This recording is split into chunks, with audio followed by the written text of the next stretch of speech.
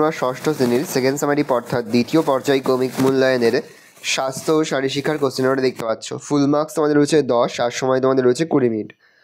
আর বাকি নম্বর তোমাদের থাকবে প্রজেক্টে। 10 নম্বর থাকবে লিখিত আর বাকি নম্বর থাকবে প্রজেক্টে।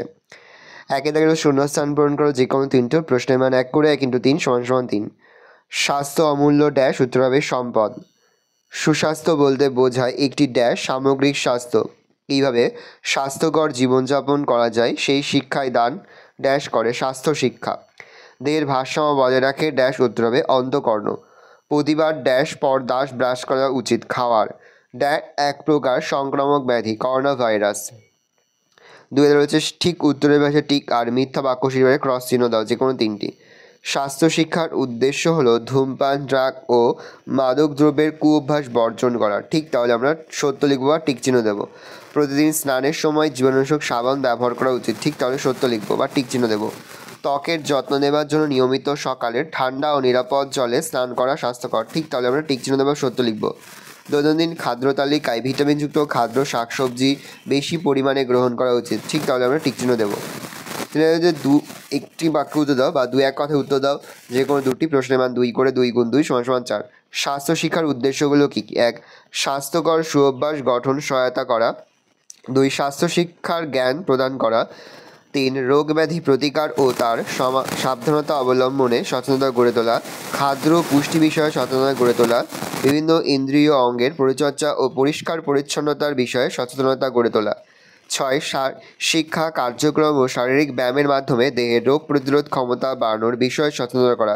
7. স্বাস্থ্যকর জীবনযাপন পালনে সহায়তা করা। কানের যত্নের বিভিন্ন নিয়ম। স্নানের সময় বা অন্য কোনো সময় কানের মধ্যে যাতে জল না ঢোকে সে বিষয়ে সাবধান থাকা উচিত। 2. নিয়মিত কান পরিষ্কার করা উচিত। 3. যানবাহন, শব্দবাজি ইত্যাদি বিকট শব্দ পরিহার করা উচিত। 4. কানে অতিরিক্ত ঠান্ডা লাগানো উচিত নয়। 3 কোন কোন কুঅভ্যাস মানুষকে সমাজে হেয় প্রতিপন্ন করে? মিথ্যা কথা বলা। 2. সহপাঠীদের বস্তু চুরি করা। 3. সকালে ঘুম থেকে না ওঠা, মারামারি করা, নেশা করা, গালাগালি দেওয়া, হাত না ধুয়ে খাওয়া, অপরিষ্কার পোশাক পরিচ্ছদ ব্যবহার, হাতে থুতু দিয়ে বই খাতার পাতা উল্টানো, দাঁত দিয়ে নখ কাটা, যথাযথ থুতু ফেলা, নিয়মিত ফাস্টফুড খাওয়া, তামাকজাত দ্রব্য ব্যবহার করা। প্রশ্ন, শিক্ষার্থীকে জীবনে সফল হতে কী কী বর্জন করতে হবে? 1. দীর্ঘ সময় টিভি দেখার অভ্যাস ত্যাগ করতে হবে। 2. দেরি করে ঘুম থেকে ওঠার অভ্যাস ত্যাগ করতে হবে। কোনো বিষয় নিয়ে অতিরিক্ত মাতামাতি বন্ধ করতে হবে। দেখুন এখানে বেশ কয়েকটি পয়েন্ট দেওয়া রয়েছে, তোমরা এগুলো লিখে দেবে। ভালো করে দেখে নাও। আশা করি ভিডিওটা ভালো লেগেছে। ভিডিওটা ভালো লাগলে ভিডিওকে লাইক করতে ভুলবেন না। আমার নতুন হওয়া লাল কালার সাবস্ক্রাইব প্রেস করে পাশে বেল আইকন প্রেস করে যখন নতুন কোনো ভিডিও আপলোড করি সবার ফার্স্ট নোটিফিকেশন তোমরা পেয়ে যাও। আর এই ভিডিওটি তোমার বন্ধু বান্ধব আত্মীয়স্বজন সবার মধ্যে কিন্তু অনেক শেয়ার করে দিলে বছর ষষ্ঠ শ্রেণীতে পড়ছে। আশা করি ভিডিওটা ভালো লেগেছে। ভিডিওটা ভালো লাগলে ভিডিওকে লাইক করতে ভুলবেন না। আমার নতুন হওয়া লাল কালার সাবস্ক্রাইব প্রেস করে পাশে বেল আইকন প্রেস করে যখন নতুন কোনো ভিডিও আপলোড করি সবার ফার্স্ট নোটিফিকেশন তোমরা পেয়ে যাও।